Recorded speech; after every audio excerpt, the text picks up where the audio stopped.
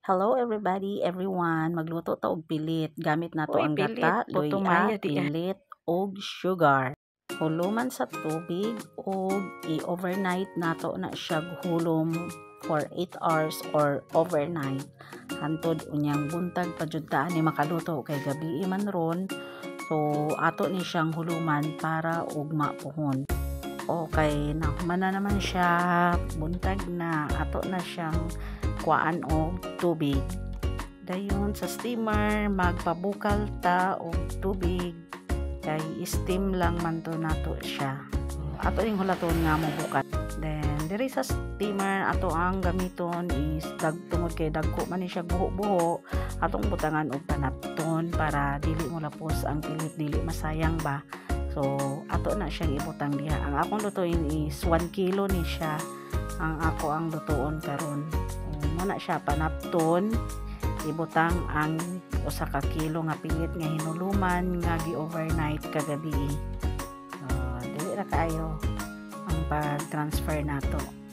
Noton pa gyud ni kay kana midugono na daghan pa na siya kay mitubo pa man ang pilit. So kay ni bukal naman bukal naman ang tubig atong ibutang ang pilit nga ato ang hinuluman kagabi ug atong hulaton ang 30 minutes. So ang maayo diha is ato nang butangan og duga sa luya taddaron atong pigaon, then ang juice ana niya ibutang pod nato og apil diha. Paaboton nato ang 30 minutes ana. Check na to kung okay na ba. So half cook na siya. So hi na 30 minutes na. 30 minutes later 30 years later magahulom na pud ta diri sa kalaha og tuno. Ang akong gigamit is Kukumama kay wala tay original tuno, original ba or lubi kay kanang pagkagod kay nay kanang pagkagod o hahay sa mga mahilig diha magkagod, pwede ra mo magkagod sa mga kusog mo kagod. Dayon mana siya ibutang diha nato ang tuno, magbutang pud ta diha og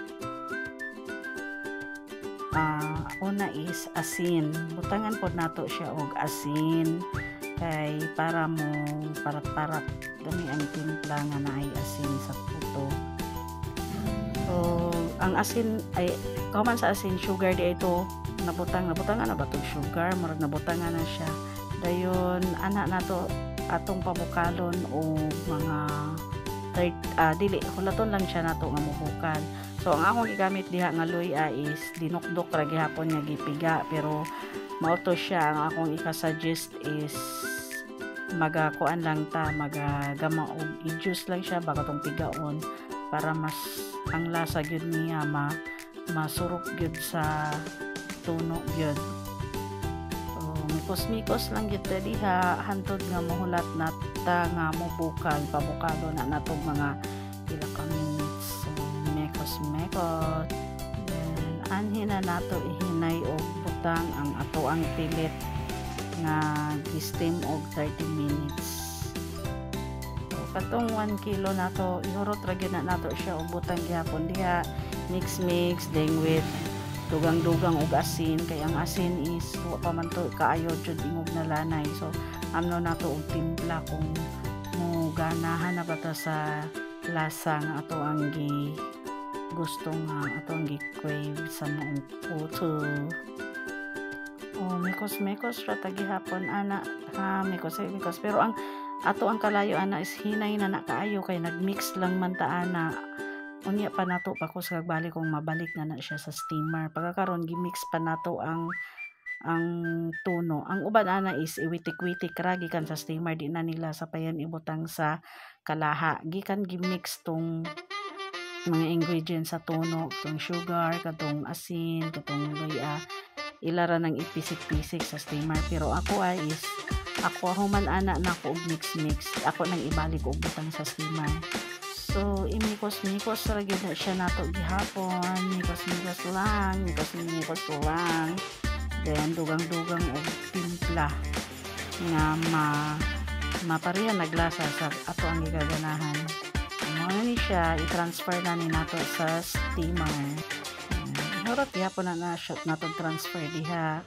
So medyo pilit-pilit na siya, nagtapot-tapot na siya sugod kay humana naman na siya og 30 minutes ganihag steam plus pag mix pa gikan atong nagbukal nga tuno plus kana karon.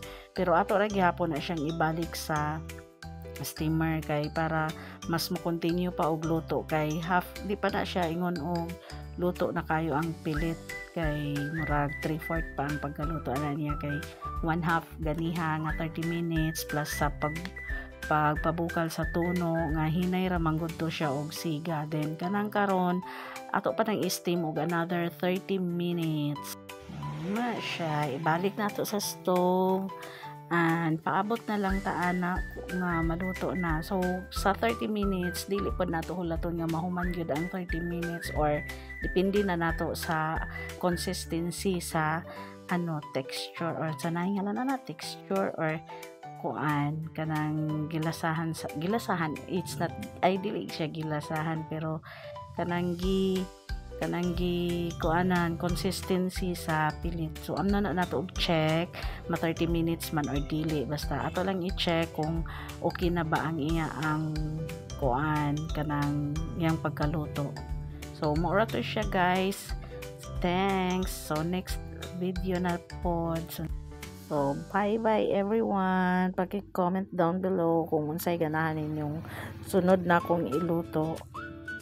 Kay ato ang sulayan. Haha.